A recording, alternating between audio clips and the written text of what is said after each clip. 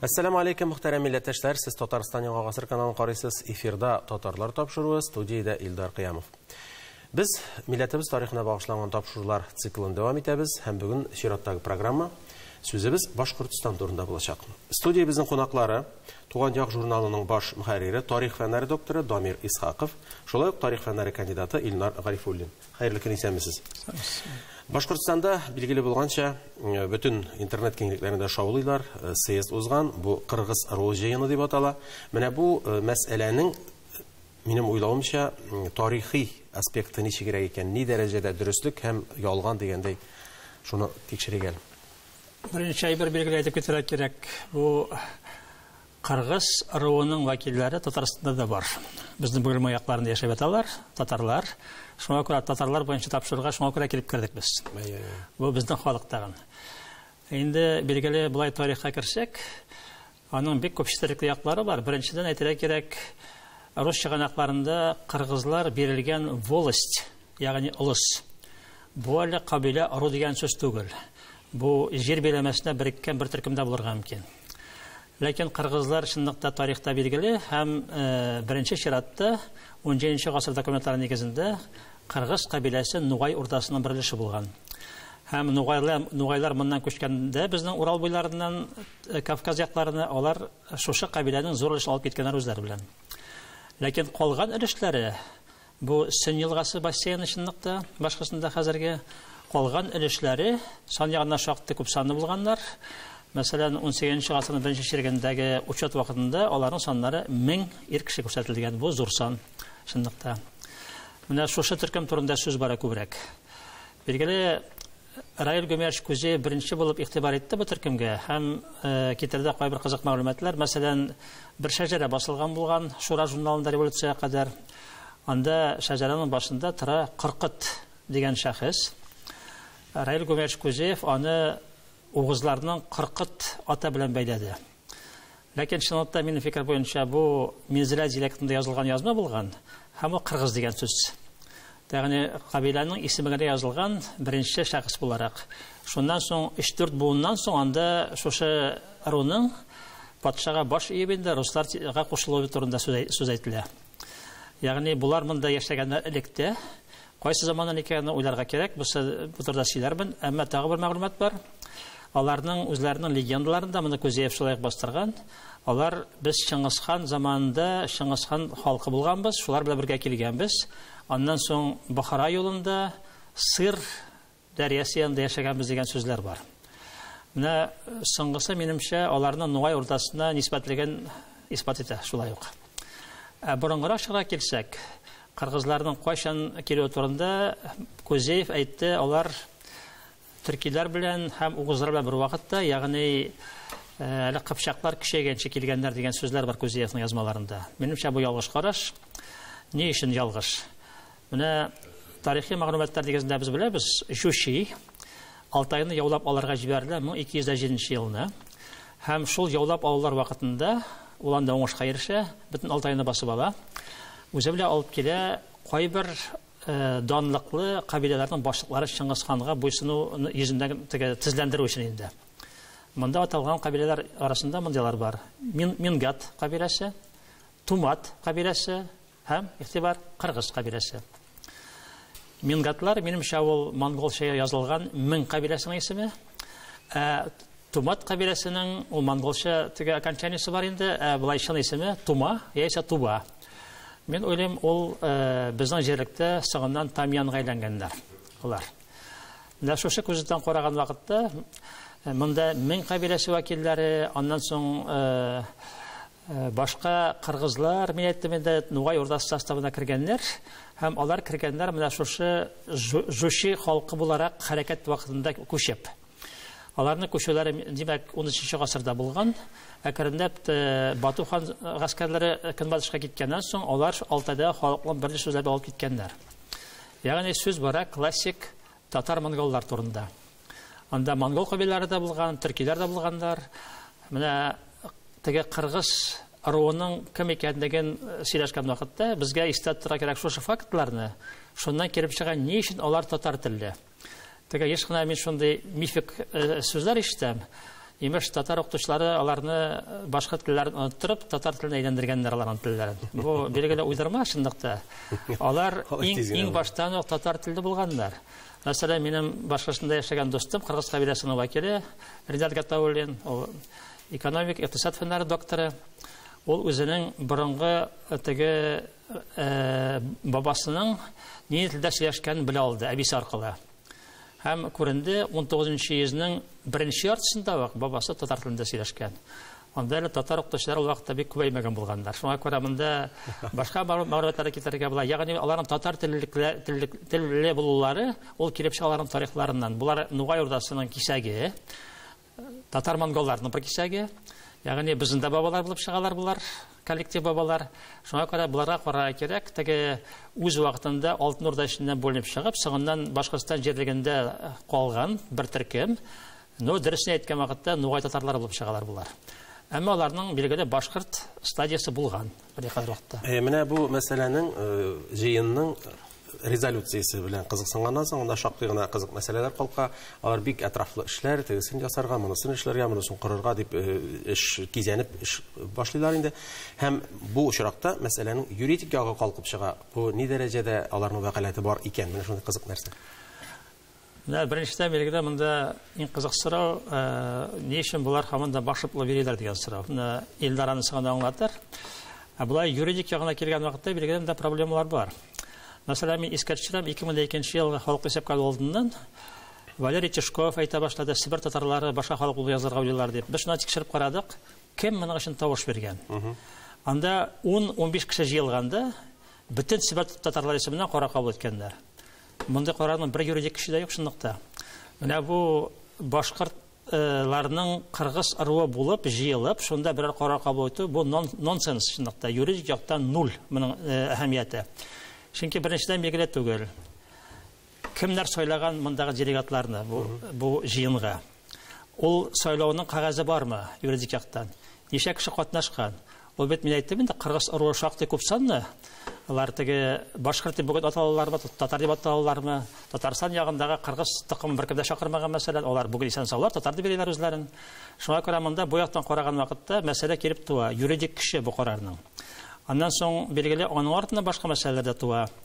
Менә халыкны исәпкә алдыннан шулай иттереп шундый ысуллар кулланып, халыкның милли аңына йогынты ясарга тырышу, бу юридик яктан дөресме юкмы? Мин уйлыйм, Татарстандагы татар конгрессы каршындагы безнең бер төркем юристлар бар. Алар бу мәсьәләгә игътибар итәрләр дип уйлыйм. Чөнки моны тикшереп карарга кирәк, ни дәрәҗәдә бу Россия законнарына туры килә менә шундый адымнар. Мин уйлыйм, без аны алга таба эшләрбез дип. Зур шәхесләрне дә алар кыргыз ыруына теркәп куйганнар, анда бик мәгълүм кешеләр дә бар. Хәтта илмаеп та куясың кай вакыт. Илнар, менә сез ничек дип уйлыйсыз? Бу шәхесләр үзләренә сорарга кирәктер инде, әйме? Әлбәттә, иң беренче алар нинди милләткә үзен кагылдыра. Менә бу теге башкорт халкының кыргыз кабиләсеннән дипме, яки татар милләтенең бер вәкиле дипме. Чөнки кешене сорамыйча, әле бу кешеләрнең әле хәтсез, әле Аллага шөкер, әле көндә тере. Шуңа күрә аларны теге сорамыйча ниндидер милләткә яздыру минемчә ул дөрес түгел. Ләкин менә бу кыргыз темасына китсәк, шул башкорт кабиләләре темасына китсәк, инде монда иң мөһим сорау туа, чын барлыкта алар кемнәр соң? Башкортмы, татармы бит? Чөнки башкорт галимнәре аларны башкорт дип атый, без аны татар дип атыйбыз. Барасыз икән ул җирләргә, мин Татарстанны гына әйтмәйм, Татарстанда инде алар әйтергә мөмкиндер. Татарстандагы яшәгән кыргыз вәкилләре алар татар, чөнки татар республикасында яшәп, татарга әйләнгәннәр. Ләкин Башкортстанга күчсәк тә, барасыз, шул ук Шаран районы, бит шул ук анда Илеш районы менә кая кыргыз кабиләсенең территориялары дип әйтәләр. Анда халык татар телендә сөйләшә, татар мәдәниятле һәм күпчелеге алар үзләрен татар дип атый. Кайбер вәкилләре бар, әлбәттә, кешеләр арасында мин башкорт дип йөрүчеләр. Ләкин монда ике момент бар, ни алар үзләрен атый. Беренчедән ул шул ук менә этномиссионер дип әйт, башкорт галимнәренең пропагандасына бирешеп, алар үзләрен башкорт дип атый башлыйлар. Бит һәм икенче момент монда аларның тегез сословиянең, ничек дип әйтәм инде, йогынтысы кала. Чөнки революция кадәр Башкортстан территориясе, гомумән Россия империясында халыкларны милләт түгел, сословие буенча бүлгәләгәннәр. Шул ук вакытта әле милләткә күчкән вакытта да кайбер элеккеге сословие исемнәре шул милләт исеменә төшкән. Мәсәлән, шул башкирцы сословие или мәсәлән татарда булган күп хәтсез сословие, анда ясачный татары, анда типтяри, анда мишари. Аларны без үзебез хәзер бүгенге көндә татар дип атыйбыз, ләкин кай вакыт шул элеккеге сословие хәтере аларның башларында калган. Монда тоже шулай кайбер кешеләрнең шул сословие хәтере калган да башларында, аларны шуңа күрә милләт дип бутап әйтәләр. Ләкин чын барлыкта карасак, шул ук үзен татар телле башкорт дип атаганы, татар дип та атаганы, Көнбатыш Башкортстанда яшәгән кешеләр аларны бер-беренчә аерып булмый, ни тел буенча, ни кыяфәт буенча, ни мәдәният буенча. Һәм чын барлыкта алар татар милләтенең бер кисәге.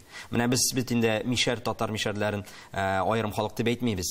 Ягъни шулай ук анда белмәйм, анда Арчадагы яшәгәнме татар, анда Кайбыштагы яшәгәнме татар, без аны аерым милләт дип әйтмибез. Хәтта шул вакытта аларның бәлки диалект буенча да әзрәк аермалары бардыр. Но алар үзләренең бер мәдәниятле, бер дөньяда яшиләр, бер узан. Менә шунда да шулай ук даже башкорт телле татар, татар телле башкортлар да алар шулай ук татар милләтенең бер кисәге дип әйтсәк була инде, өлеше.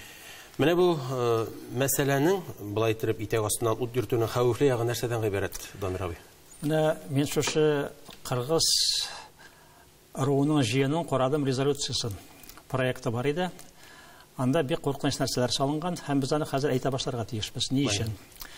Анда әйтелгән менә шушы кыргыз руы исеменнән әйттем инде юридик мәсьәлә монда бәхәсләшергә була. Бармы анда анда мөрәҗәгать ясарга мөмкинме? Мөрәҗәгать ителә власть органнарына Башкортстанның. Шушы Башкортстанның көнбатыш зонасында, төньяк көнбатыш зонасында, төньяк көнбатыш диалектында уку башларга. Һәм ул күренә шундый уку юллары аркылы аннан соң башкорт әдәби теленә дә күчү каралган.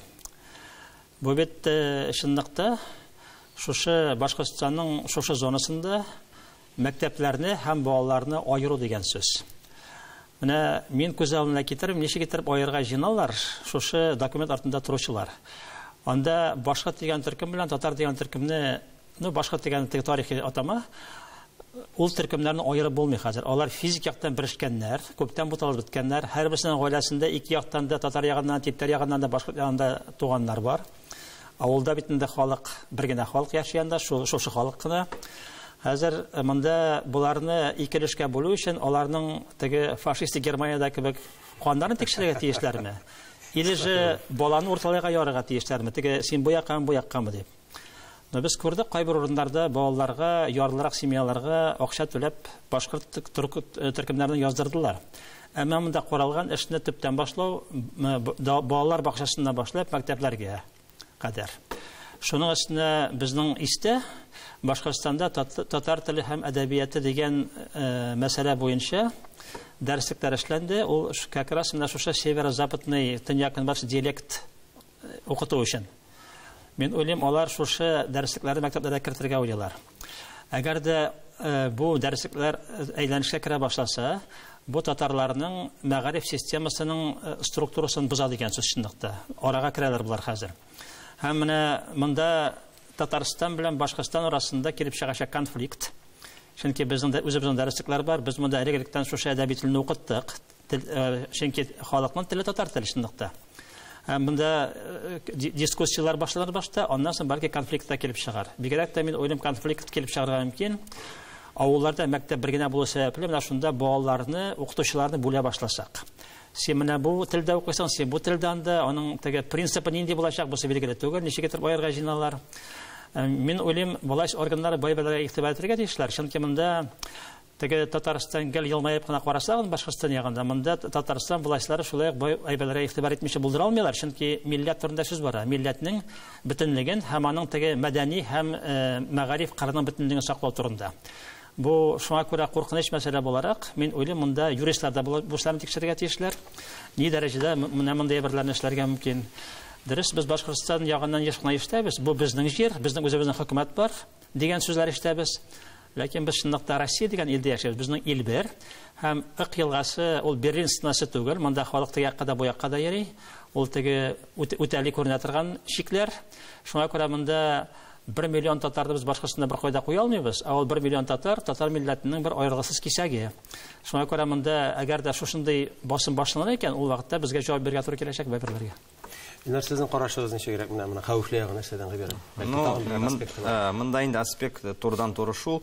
Әкренләп кенә җанисәп үткәннән соң, халык исәбе алганнан соң уже бундагы яшәгән татарларны әкренләп башкортлаштыру. Чөнки хәзерге көндә менә бу диалект темасын алсак та бит төньяк көнбатыш башкорт теленең төньяк көнбатыш диалекты дип әйтәләр. Чын барлыкта бу татар теле яки анда халык санын алганда татарларны башкорт дип яздырып, бу бит теге механик әйбер генә түгел. Аны күп кеше әйтә, ул аны кагазда яздырганнар, латнанда галимнәр ниндер фикер йөртә, безнең бит эчтәлек тормышка кагылмый дип. Чын барлыкта бу кагыла. Чөнки халык саны үткәннән соң менә бу цифрларга карап әйт, монда менә башкортлар күбәйгән икән дип, менә шул диалект бар икән дип, монда балаларга беренчедән башкорт теле туган тел буларак кертәчәкләр. Мин моны үзем үз күзем белән күрдем 2000 елларда. Ул минем күз алдымда барды, чөнки мин 7нче класска хәтле татар телен өйрәндек. Аннан соң безгә башкорт телен керттеләр дә, татар телен алып ташладылар. Шулай безгә башкорт телендә, башкорт мәдәниятендә, культура Башкортстан дигән дәрес аша башкорт халкының тарихында безгә туган тел, туган тарих, туган мәдәният дип шундый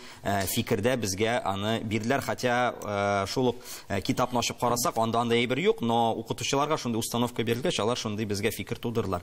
Ягъни инде 1-2 буын үтсә, мондагы халыкны без үзебезнең татар вәкилләре дип югалтабыз. Һәм ягъни мисал өчен әйтәм, менә бүгенге көндә татар милләте өчен, татар мәдәнияте өчен күп өлеш керткән анда шул Роберт Миңнуллиннар анда бит, анда шул Фан Вали Ахметовлар, анда шул кыргыз руы дип язганнар бит инде бит ул кыягазда менә. Алар уже 2 буыннан соң булмыйчак, берничек тә, чөнки алар даже телләрен сакласалар да, алар уже мәдәниятләр башкорт теле мәдәнияте булачак, телләре дә бозылачак һәм үзләрен алар татар милләт вәкиле дип сизмичәк. Менә мисал өчен китерә алам Ушал районын, анда шулай ук хәтсез 12 татар авылы, менә алында инде 59 елны татарларны башкорт дип яздыргач, анда башкорт телен керттеләр дә, хәзерге көндәге андагы татарлар, алар 2 мәдәният, 2 милләт арасында калдылар, алар татар, башкорт дип үзләрен четко әйтә дә алмыйлар, һәм шул вакытта телләре дә бозылган, һәм шуңа күрә аннан Ушал районыннан безгә уже хәзерге көндә бернинди дә татар мәдәнияте өчен, татар милләте өчен яңа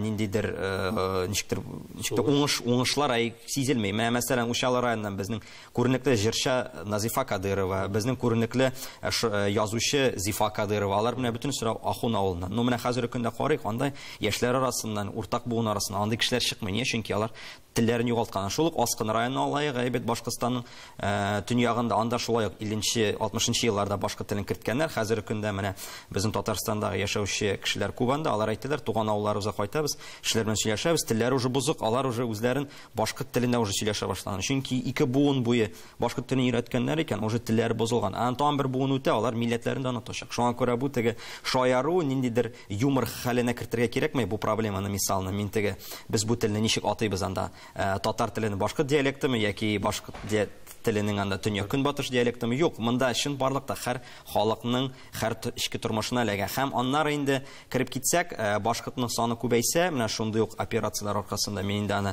мошенничество дип атыйм. Шуның аркасында башкорт халкының саны күбәйсә, Башкортстандагы башкортка карата лояль хакимият башлыклары дип әйтәгез, алар шулай ук башкорт милләтенә күбрәк игътибар итәргә кирәк, мәдәниятне генә түгел, икътисади яктан да үстерергә кирәк дип шундый адымнар алар эшли башлаячаклар. Алар уже хәзерге көнгә шундый эшлиләр. Чөнки татарлар яшәгән көньяк көнбатыш районнарына Башкортстанга килгән, анда Уфадагы утырган башкорт хакимияте аларга бик игътибар итми. Берничек тә алар юллар төзү мәсьәләсе, анда мәктәпләр төзү мәсьәләсе. Менә кичке генә мисал, шул ук менә Кыргыз руы дип территориясе әйтәләр, Бакалы районы. Ул менә Татарстанның Азнакай шәһәре белән алар шикләнгәннәр. Ак елгасы араларында үтә. Менә Татарстан хакимияте уже ничә еллар буе шул Ак елгасы буенча яңа күпер төзергә дип тәкъдим итте Башкортстанга. Сорауның хакы 100 миллион. 100 миллион сум, 50 миллион Татарстан бирә, 50 миллионны Башкортстан бирә. Башкортстан хакимияте монага игътибар итми, аларга кирәкми, чөнки не, алар куркалар. 2 район, 2 территория бер-берсе белән берләшә, икътисади яктан дуслык артачак, һәм татарлар үз милли үзаңнарны саклаячак дип куркалар. Икенчедән, аларга икътисади яктан бу җирләрне үстерергә бернинди ничек дип әйтим, резоннары юк, интереслары юк аларның. Шуңа күрә без менә бу үзебезнең сорауга кайтсак, инде әйтәсем килә, бу рол чыгышларымы, җыеннары буламы, бу төньяк батыш диалекты булсам, бу Башкортстандагы яшәгән һәр татар кешесенең ичке тормышына басым ясыйчак. Бу теге җанисәп белән генә бетми. Шуны аңларга кирәк. Менә шушыны тирәнтен аңлаган, шушында урында яши торган кешеләр дә бармы соң, аңлы кешеләр дип әйтик, Алар инде борчылучылар. Халык борчыла, нык итеп борчыла. Менә шул ук, мәсәлән, районнарда стеллалар куйдылар. Менә буквально ярты ел элек бит татар районнарында, 20 районда башкорт ыру исемнәре, яңа стеллалар куеп, һәм шул район астында башкорт ыру исемнәре яздырып, мәсәлән, шул кыргыз, анда каңлы итеп. Халык моны аңламый, чөнки алар уйлыйлар, халык моны дөрес аңлый башлады. Менә безне монда татарларны, чуашларны, мариларны, чөнки монда Төньяк Көнбатыш районында татарны яшәмәгән дә, бүтән милләт вәкилләре дә, шул марилар да, чуашлар да, урыслар да. Алар әйтәләр инде, безне монда, ягъни килмешәк халык, монда гастарбайтер хәленә калдырырга күрсәтергә телиләр, чөнки монда менә башкорт кына, ул төпле халык, ул гына монда хуҗа икән дип. Алар бу яктан аңлыйлар. Икенче яктан алар аңлыйлар шул тел мәсьәләсендә, чөнки безнең уже 15-20 ел элегрәк моның буенча тәҗрибәбез бар иде. Без исебездә ничек бу кертелде, бу башкорт теле кертелде, ничек безгә башкорт милли узан кертелде. Ләкин икътисади, сәяси яктан әле халык аңлап бетмәй. Ну, менә шул вакытта инде безгә икътисади, сәяси яктан аңлатырга кирәк. Чөнки икътисади, сәяси якны һәр гади халык аңларга да тиеш түгел, ул аны аңлап та бетмәй. Менә мондый уже гадиирак яктан, милли яктан, ниндидер психологик яктан алар уже аңлыйлар, һәм алар монага каршылыклы тудыра. Моны без турыдан-туры күрәбез, чөнки бездә инде социаль опрослар бик юк, ләкин бар социаль челтәрләр, менә сез һәр районның социаль челтәрләренә керәсез, менә шундый яңалык чыкса, проблема чыкса, сез күрәсез, халык монага гел каршы була. Менә бу кабилә җыеннарына да, стеллалар буенча да. Инде менә бу мәсьәләләр Башкортстандагы бу җыен турында сез редакцияле торган Туган як журналында да киләсе санында әтрафлы басмалар булачак дип. Булачак, без материалларны хәзерлибез хәзер.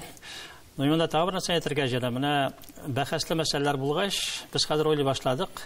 Бәлки монда бу территориядә үткәргә кирәк бер социологик тикшерү. Татарстан Фәннәр академиясе чыгала инициатива белән. Әмма әгәр дә Башкортстан безнең тарафтан үткәргә каршы икән, ул вакытта Мәскәүдән ялларга бер төркемне, социологларны, булар теге бәйсез экспертлар буларак тикшерү үткәрсеннәр. Безгә белергә кирәк анда реаль ситуацияны. Менә ул шушы администрация юлы белән Башкортстан алып барылган сәясәт картинасына туры киләме, әллә башка монда? Шундый мәгълүмат алсак, мен уйлыйм, ул вакытта безгә эшләрне оештырырга таба уңайлырак булыр дип. Ну, ахыр чиктә монда үткәргә була референдумда. Ул мәсьәләне күтәрергә була, чөнки безнең 20нчы еллар башында билгеләнгән референдум шул үткәрелмичә калды бит. Ул теге закон нигезендә хәзерләнгән референдум иде, Сталин режимын үткәргән мөмкинлек бирмәде. Без ул мәсьәләне куялабыз алга таба. Ну, моның өчен әзрәк демократияны көчәю кирәк. Мин уйлыйм, андый көннәрдә килер дип. Шуңа күрә әлеге вакытта беренче чиратта мин уйлыйм, бер зур социолог тикшерү кирәк бу төбәктә. Менә шундый оптимистик фикерләр белән дип әйтик, өметләнеп, без бүгенге тапшыруыбызны төгәллибез. Алдагы көннәрдә дә күрешүләр насыйбызын, фәнни куанычлар теләп калабыз сезгә. Һәм әлбәттә, тапшыруыбызны Гәрәй Рәхимнең бер шигыре белән төгәллисем килә. Без татарлар. Шушы исем белән җирдә яшәү үзе бер бәхет. Без татарлар. Яшәйбез без җирдә бар халыклар белән гөрләшеп. Менә шулай гөрләшеп яшәр көннәрдә җитсен дигән фикер белән саубуллашабыз. Бергә булыйк, бердәм булыйк.